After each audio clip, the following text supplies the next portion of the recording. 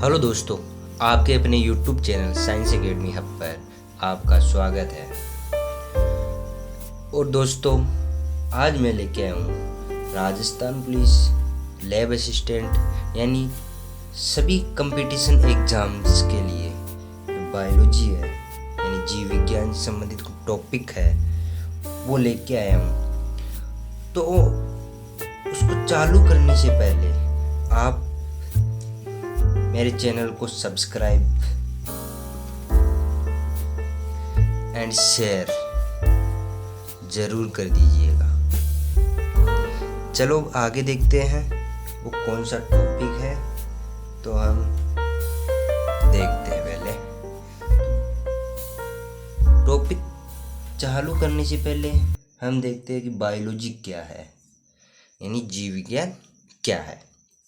जीव विज्ञान है ना, जीव विज्ञान विज्ञान की वह शाखा है यानी विज्ञान की वह शाखा है जिसके अंतर्गत समस्त जीवधारियों का विस्तृत अध्ययन किया जाता है।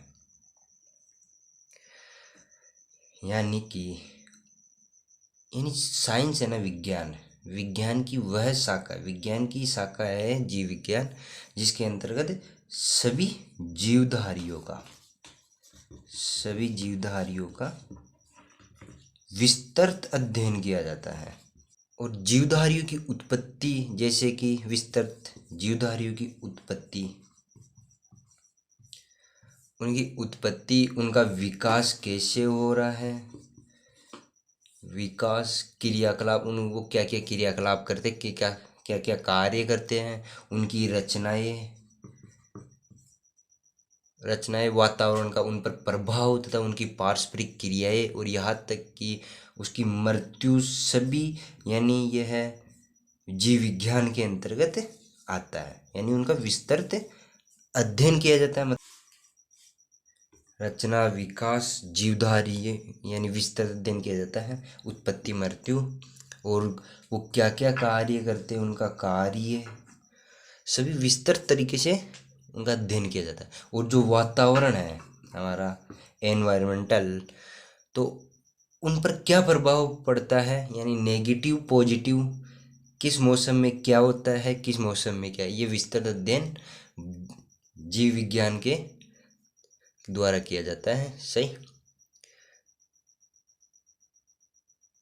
और अब देखते हैं जीव विज्ञान को विज्ञान की एक शाखा के रूप में स्थापित करने का श्रेय यानी कि जीव विज्ञान के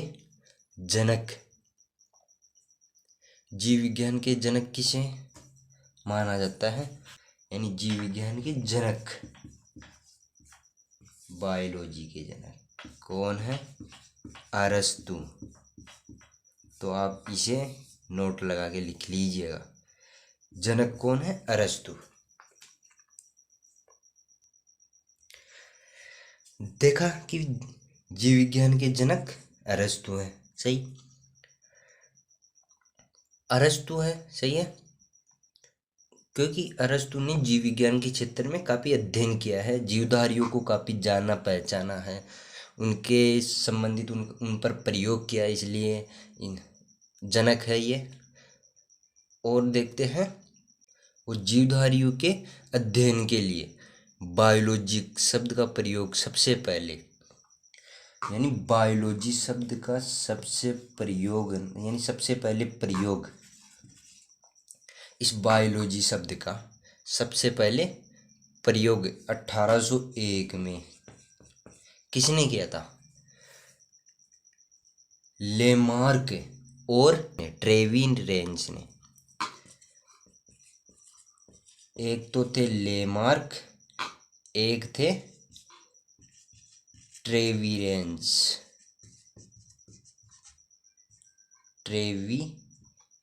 थे। एक लेमार्क थे, एक ट्रेविरेंस थे। बायोलॉजी शब्द का सबसे पहले प्रयोग।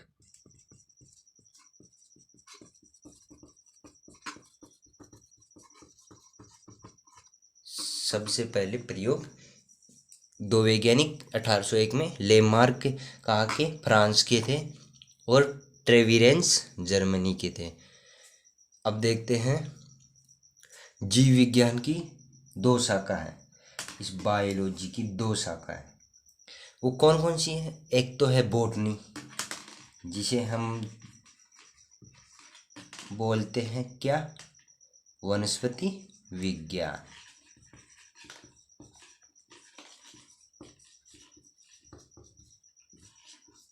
सही। और एक है क्या? जूलॉजी, जिसे हम क्या बोलते हैं? प्राणी विज्ञान। सही। ये दो शाखाएं जिनके इसके अंतर्गत तो यानी वनस्पति पादपों का अध्ययन विस्तार तरीके से अध्ययन किया जाता है कि उनका भी वो क्या क्या कार्य करते हैं, उनका क्रियाकलाप विस्तृत जानकारी दी जाती है। यानी कि वातावरण का अनुकूल प्रभाव या नेगेटिव पॉजिटिव प्रभाव पड़ता है कैसे। और इसमें जो प्राणी हैं, जंतु है उन पर अच्छे से देखा जाता है जूलॉजी के अंदर। ये आप पहले नोट कर लें। तो अब आगे देखते हैं हम। आगे जो हमारे बॉटनी है यानी वनस्पति विज्ञान, उसके जनक कौन थे? उसके जनक थे यानी फादर ऑफ बॉटनी।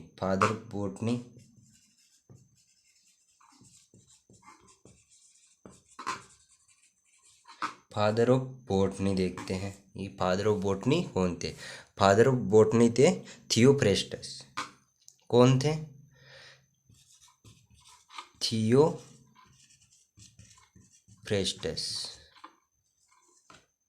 यानी फादर ऑफ बॉटनी थियोफ्रेस्टस थे, जिनका वनस्पति विज्ञान में योगदान रहा है।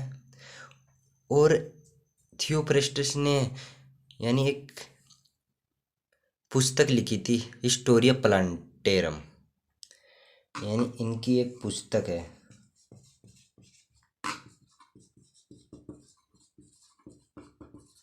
Historia plantarum.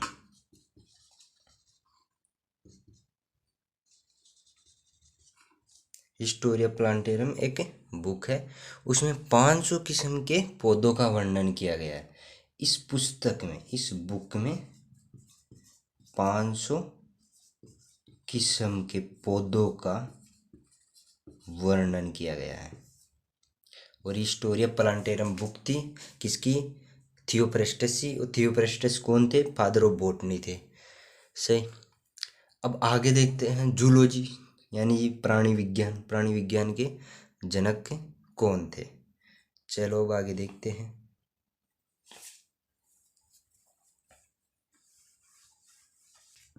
जूलॉजी यानी प्राणी विज्ञान यानी फादर ऑफ जूलॉजी। अब हम देखते हैं father of zoology. Father of zoology कौन थे? अरस्तु। यानी अरस्तु को ही जंतु विज्ञान का जनक कहा जाता है। अरस्तु। सही। और अरस्तु ने अपनी पुस्तक हिस्टोरिया एनिमेलिया, इसने बुक लिखी, वो थी हिस्टोरिया एनिमेलियम। कौन सी बुक थी? हिस्टोरिया एनिमेलियम ये बुक थी। इन्होंने भी लगभग उस पुस्तक में 500 जंतुओं का यानी 500 जंतुओं का वर्णन किया था।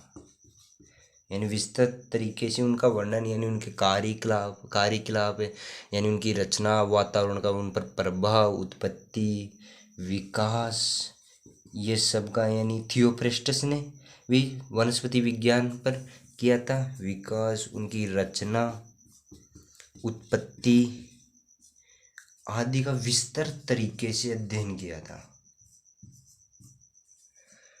सही। अब हम अगली क्लास में देखेंगे जीवधारियों का वर्गीकरण।